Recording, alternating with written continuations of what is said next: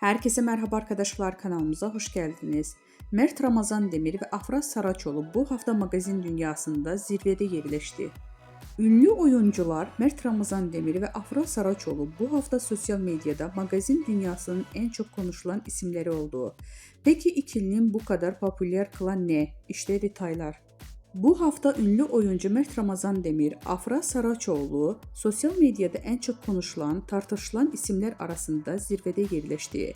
Hem kariyerlerinde hem de özel yaşamlarında dikkat çeken gelişmeler yaşayan Demir ve Saraçoğlu takipçiler ve magazin dünyasında merak içinde bırakmaya devam ediyor. Mert Ramazan Demir son dönemdeki projeleriyle adından sıkça söz ettiriyor.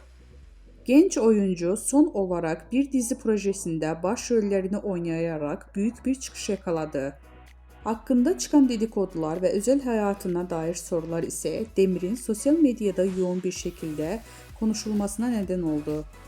Öyle ki Demir'in hem sahnede performansı hem de gizemli özel hayatı hayranları tarafından büyük bir ilgiyle takip ediliyor.